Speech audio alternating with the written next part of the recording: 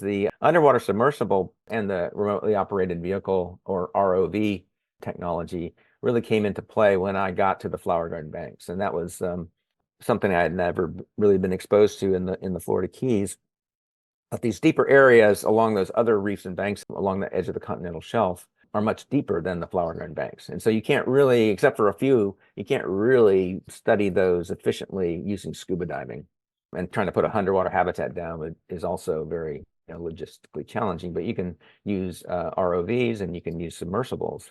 And right about the time I got to the Flower Garden Banks, Dr. Sylvia Earle, who is famous marine biologist, oceanographer, one of the early female scuba divers and proponents of marine science, served at the time as a chief scientist for NOAA, still is active in her 80s, still diving, still promoting protection of the marine environment.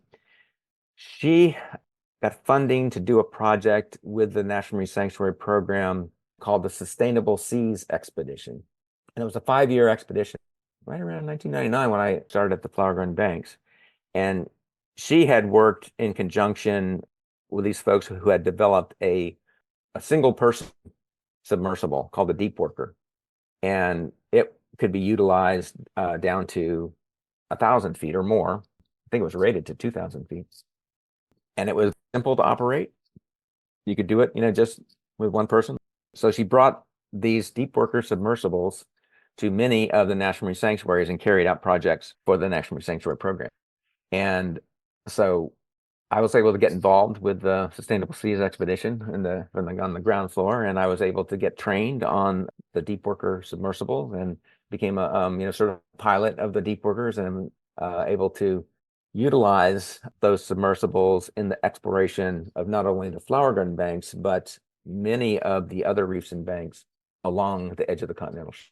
So, and I have to credit Sylvia Earle for bringing access to that technology, to helping do some of the research on those areas that eventually became those same areas that were part of the relatively recent expansion of the Flower Garden Banks. In 2021, after a long process, the Flower Garden Banks National Marine Sanctuary expanded to include a number of other reefs and banks. And I really think that those Deep Worker explorations and the mapping that had to be done in order to support those explorations were instrumental in raising awareness, providing information that resulted in the expansion of the Flower Garden Banks National Marine Sanctuary. And then also able to dive in some other submersibles. Dr. Bob Ballard did a project at the Flower Garden Banks 2007 or so. And of course, Bob Ballard, he's a very famous oceanographer. He's the guy that discovered the Titanic and a number of other things. He has used submersibles throughout his career. He's out of Woods Hole, was at the time.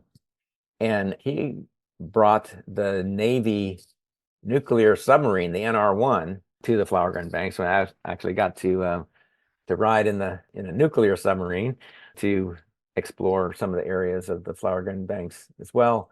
And at the same time, we were also utilizing remotely operated vehicles extensively.